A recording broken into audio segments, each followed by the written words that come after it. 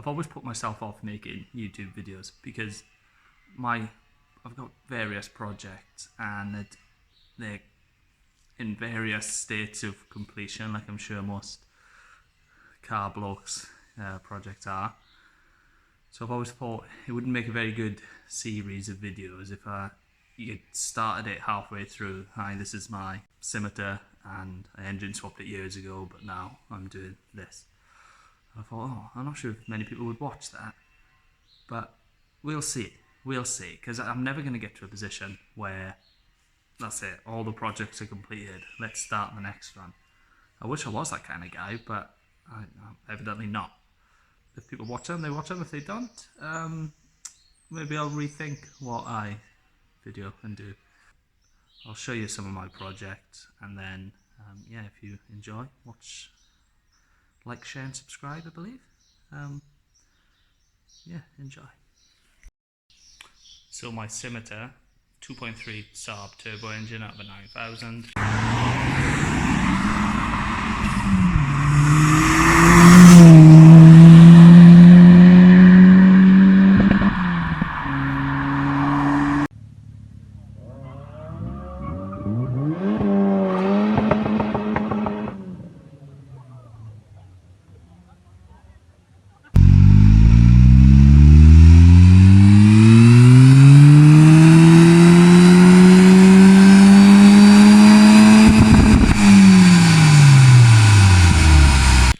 Running an Omega 5-speed for a good few years. I only blew one box up.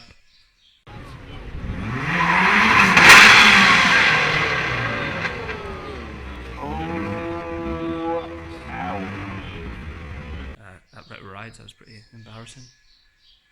But recently I've decided to go for a BMW M5.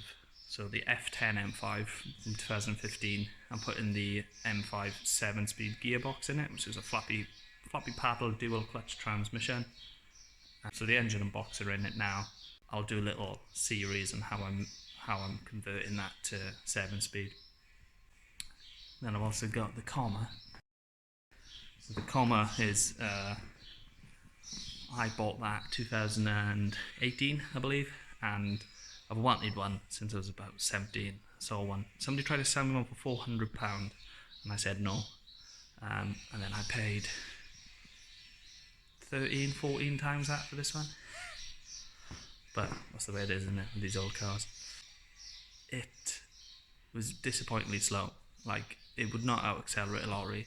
If you go on the motorway with this, you are a sitting duck, and it's quite scary. Don't mind driving around in, like, cars which would not fare well in a crash, but I'd like to be able to get myself out of a crash. Whereas with that, you can't. You're stuck in amongst the lorries are overtaking you, you're in the way, it's scary. So what makes things less scary? More power. So Saab 2.3 turbo in that.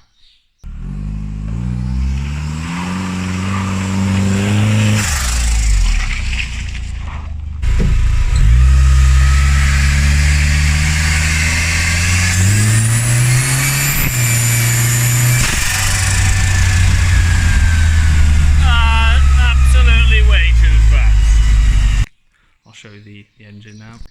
The stock bench seat still fits over the engine, so that's good because it forms part of the bed.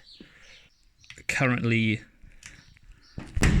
making a flange adapter for this to convert it from, so I put a Vauxhall Omega 4-speed in it because the Vauxhall and Saab share bolt patterns on certain years.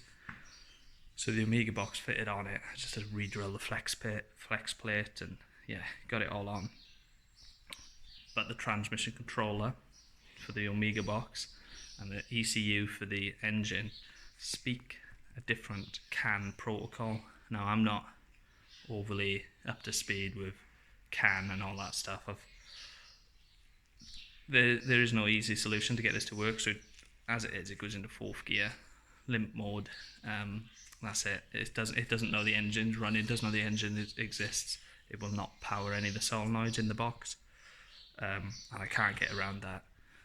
I've put a switch on the dashboard, like a little lever, and I can select the gears that way, but that's not how I want to drive that car. I want it as an auto.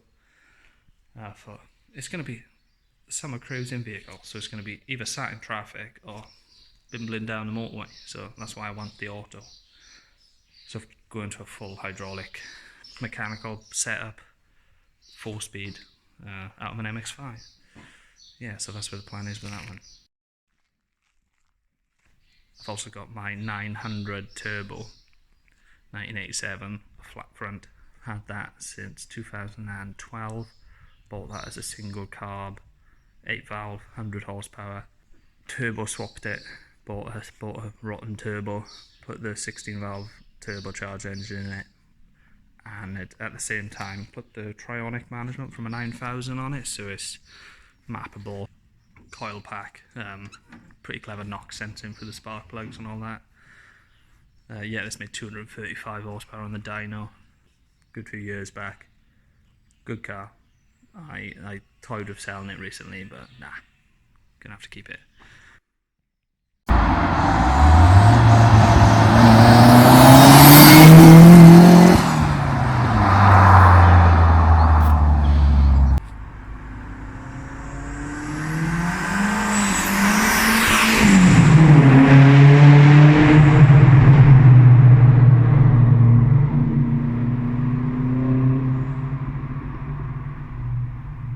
And then of course there's my Land Rover Series 2A, standard 2.25 petrol. I will not be modifying this vehicle. I just want something which does not roll into, oh, I'll put this engine in it, it does fit, it's easy, I can do that. Oh, Jesus Christ, the gearbox blows up, it's fine, I'll just put a different gearbox on it. 5 minutes, before you know it, I've taken it apart, it's everywhere, and I'm crying. So yeah, that is going to stay as it is. The plan is to do like little series of little projects that I'm up to at the time. So I've been videoing this one for a while, the 7-speed dual clutch transmission swap, and the plan is put together not very long videos, 10-minute videos, just showing the process. And then for the comma, building a bell housing adapter for the MX-5 gearbox. And sorry about the deafening sparrows. Can you see them up there? Goading me. Bye for now.